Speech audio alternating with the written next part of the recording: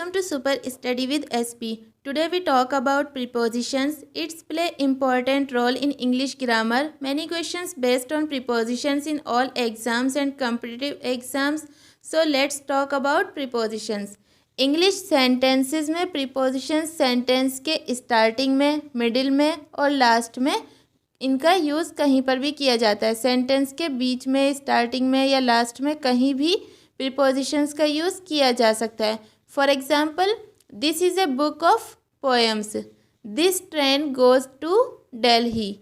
School begins at 10 o'clock। जो ये examples दिए गए हैं इनमें प्रीपोजिशन है ऑफ, टू, एट और इसका यूज़ कहाँ किया गया है? नाउन के पहले।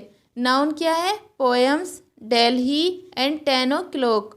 तब यही बात हमने यहाँ पर लिखी है कि ऊपर के सेंटेंसेस में प्रीपोजिशंस ऑफ, टू, एट का use nouns, poems, Delhi, 10 o'clock के पहले किया गया है।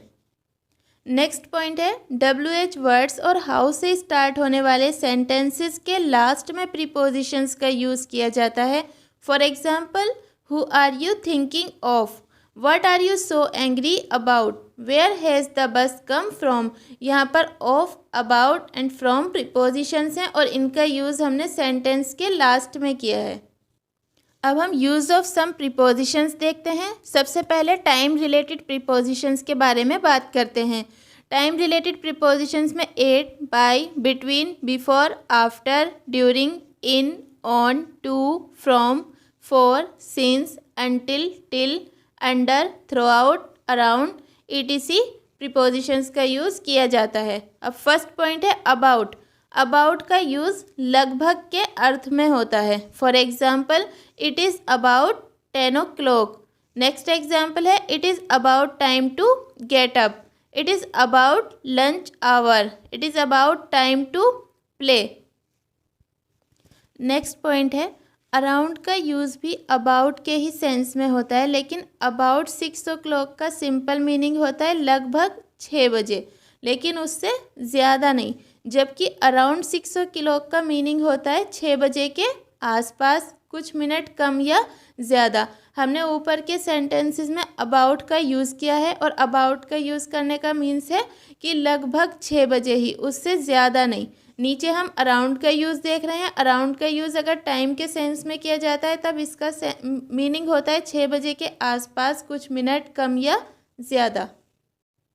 For example, he came around 10 o'clock। Next example है they slept around midnight.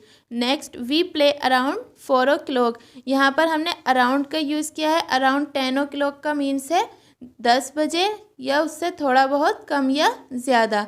Around midnight आधी रात के लगभग या उससे पहले या थोड़ा बहुत कम ज़्यादा। अब हम देखते हैं नेक्स्ट, एट का यूज़ कहाँ किया जाता है। एट का यूज़ पोजीशन एट ए पॉइंट और फिक्स टाइम को इंडिकेट करने के लिए होता है। For example, I goat up at 6 o'clock। यहाँ पर हमने एट का यूज़ किया है और एट का यूज़ करने पर हमें क्या पता चल रहा है? फिक्स टाइम का, कि 6 o'clock 6 बजे का ये फिक्स टाइम है। मैं 6 बजे उठी, ये फिक्स टाइम है। नेक्स्ट पॉइंट है वी प्ले एट 4:30 PM। यहाँ पर 8 का यूज़ हुआ है 4:30 से पहले, इसका मतलब है हम 4:30 पर खेलते हैं। 8 का यूज़ करने से हमने किसको इंडिकेट किया? फिक्स टाइम को इंडिकेट किया है। 8 का जो यूज़ है वो छोटे स्थान के लिए किया जाता है और 8 मीटिंग पॉइंट को बताता है। For example, at the door, at the station, at the time. हम यहाँ पर एक छोटे एरिया के बारे में जब बात करेंगे तब हम उससे पहले 8 का यूज़ करेंगे। For example, turn right at the next corner. Top and bottom और starting point and ending point के लिए भी 8 का यूज़ किया जाता है। इनसे हमें पीरियड ऑफ टाइम का पता चलता है। मंथ और ईयर के पहले इनका यूज़ किया जाता है। For example, India became independent in August. Next example है ही डिड इट इन अप्रैल। इनसे हमें ऑक्यूपेशन का भी पता चलता है। ऑक्यूपेशन बोलते हैं पेशे को। इनसे ऑक्यूपेशन का भी पता चलता है। For example, I am in business. Second example है ही इज़ इन पॉलिटिक्स। इनका यूज़ किसी बड़े एरिया और टाइम के लिए भी किया जाता है।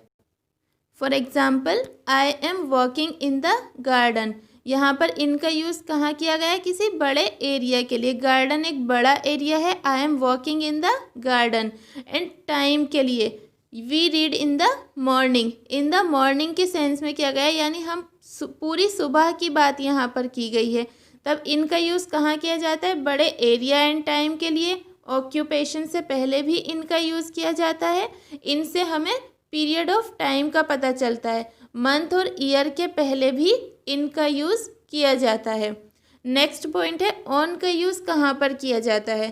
तब ऑन का यूज़ डे एंड डेट के पहले किया जाता है। For example, he came here on Monday. यहाँ पर मंडे से पहले हमने ऑन का यूज़ किया है। नेक्स्ट एग्जाम्पल है come here on 5th May। यहाँ पर 5th से पहले ऑन का यूज़ किया है। हमने यहाँ पर एक डेट के बारे में बात की है और अभी हमने देखा है कि ऑन का यूज़ कहाँ किया जाता है? डे एंड डेट के पहले किया जाता है। नेक्स्ट एग्जाम्पल है will you help me on Sunday. यहाँ पर डे है और डे से पहले ऑन का यूज़ किया है। नेक्स्ट एग्जाम्पल है go there on 9th of this month. यहाँ डेट से पहले यूज़ किया गया है ऑन का। अब नेक्स्ट प्रीपोजिशन है सिंस। सिंस का यूज़ कहाँ किया जाता है? तब सिंस का यूज़ पास्ट टाइम के किसी फिक्स पॉइंट को इंडिकेट करने के लिए किया जाता है। सिंस से हमें पॉइंट ऑफ टाइम के बारे में पता चलता है। For example, he has been here since Monday last.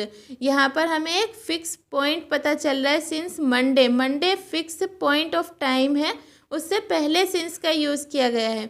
Next example है these boys have been playing since morning. Morning से यहाँ पर भी एक फिक्स पॉइंट ऑफ टाइम के पहले हमने सिंस का यूज़ किया है। नेक्स्ट पॉइंट है फॉर। फॉर का यूज़ कहाँ किया जाता है? डेफिनेट पीरियड ऑफ टाइम के लिए फॉर का यूज़ किया जाता है। For example, she was here for a day. यहाँ पर हमें पॉइंट ऑफ टाइम के बारे में पता नहीं चल रहा है। पॉइंट ऑफ टाइम के बारे में इंडिकेट करने के लिए हम सिंस का यूज़ करते हैं। यहाँ पर हमें पीरियड ऑफ टाइम के बारे में पता चल रहा है। पीरियड ऑफ टाइम क्या है? यहाँ पर एक पूरा दिन है, यानी पूरा दिन मतलब एक पीरियड है। तब पीरियड ऑफ टाइम के पहले फॉर का यूज़ किया है। नेक्स्ट एग्जाम्पल है she lived there for a year. यहाँ से भी हमें एक पूरे पीरियड के बारे में पता चल रहा है। ए ईयर कोई टाइम पॉइंट ऑफ टाइम तो है नहीं, एक लंबा टाइम है, एक लंबा पीरियड है। तब यहाँ पर भी हमने फॉर का यूज़ किया है। जैसा कि हमने अभी देखा सिंस का यूज़ कहाँ किया जाता है? पॉइंट ऑफ टाइम के लिए। एक बार हम फिर से एग्जाम्पल से देखते हैं। पॉइंट ऑफ टाइम, यहाँ पर मंडे लिखा हुआ है, एक फिक्स्ड डे के बारे में बात की गई है। और जब यहाँ पर फिक्स्ड डे लिखा हुआ है तब हमने सिंस का यूज़ किया है। और यहाँ पर लिखा है मॉर्निंग। मॉर्निंग, इवनिंग, आफ्टरनून होता है। तब यहाँ पर भी पॉइंट ऑफ टाइम, ये एक फिक्स टाइम के बारे में हम बात कर रहे हैं। और जब हम फिक्स पॉइंट के बारे में, पॉइंट ऑफ टाइम के बारे में बात करते हैं तब उससे पहले सिंस का यूज़ करते हैं। जबकि फॉर का यूज़ हमने कहाँ किया? यहाँ पर पीरियड ऑफ टाइम बताया गया। यहाँ पर डे का यूज़ किया गया है। हमें नहीं पता कि वो कौन सा डे है, मंडे है, संडे है, कौन सा है, हमें वो सब नहीं पता। और जब ये फिक्स नहीं होता कि कौन सा डे है तब हम फॉर का यूज़ करते हैं। इसी तरह यहाँ पर फॉर ए ईयर यूज़ हुआ है और उससे पहले हमने फॉर का यूज़ किया है, क्योंकि हमें नहीं पता कि वो कौन सा ईयर है, 1993 है या 98 है, कौन सा ईयर है हमें नहीं पता। केवल एक पीरियड ऑफ टाइम के बारे में बात की गई है, इसलिए हमने यहाँ पर भी फॉर का यूज़ किया है। Next preposition throughout throughout आउट का यूज़ हम लगातार, कंटिन्यूटी, लगातार के सेंस में करते हैं।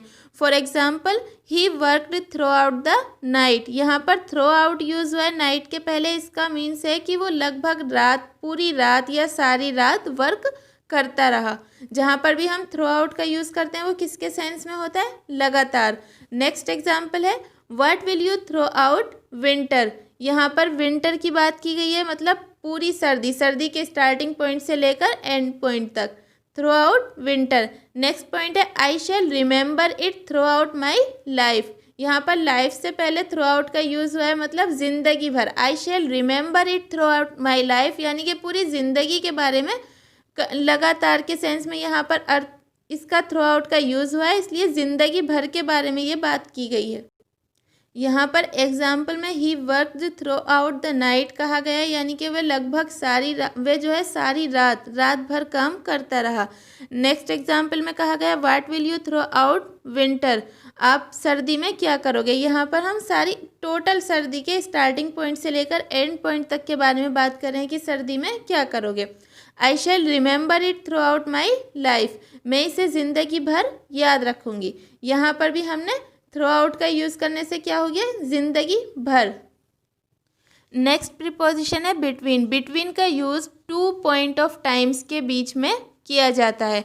For example he went there between 5 and 6, वह वहाँ पर 5 और 6 के बीच में गया। नेक्स्ट एग्जाम्पल है I came here between Sunday and Tuesday, यहाँ पर भी यही कहा गया है कि मैं यहाँ आया संडे और ट्यूसडे के बीच।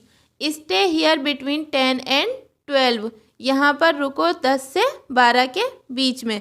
तब बिटवीन का यूज़ कहाँ किया गया है, 2 पॉइंट्स ऑफ टाइम बताने के लिए, जैसे कि यहाँ पर है between 5 and 6, between Sunday and Tuesday, between 10 and 12। 2 points of time के बीच में किसका यूज़ किया जा रहा है, बिटवीन का। नेक्स्ट प्रीपोजिशन है बिफोर। बिफोर का यूज़ पॉइंट ऑफ टाइम या फिर किसी डेट के पहले या इवेंट के पहले किया जाता है। For example do it before April, इसमें कहा गया है कि इस काम को, कोई भी किसी भी काम को करने के लिए जैसे कहा जा रहा है तो उसे अप्रैल से पहले करना है। Tell him before his return, उसे उसके रिटर्न होने से पहले बताना है। यहाँ पर बिफोर का यूज़ कहाँ किया जाता है, पॉइंट ऑफ टाइम के लिए या फिर डेट के पहले या फिर कोई इवेंट है उसके पहले। नेक्स्ट प्रीपोजिशन है बाय। बाय का यूज़ तक के सेंस में किया जाता है। For example he will return by 10 o'clock, वह 10 बजे तक लौटेगा। नेक्स्ट एग्जाम्पल है she may come by midnight. She may come by midnight, यहाँ पर मिडनाइट से पहले बाई का यूज़ हुआ है, यानी कि आधी रात तक, वह आधी रात तक आ सकती है। इसी तरह फर्स्ट एग्जाम्पल में 10 o'clock के पहले बाई का यूज़ हुआ है और यहाँ पर बाई का यूज़ तक के सेंस में किया जा रहा है कि वह 10 बजे तक लौटेगा। It is part first of preposition. We will talk about preposition with examples in next video.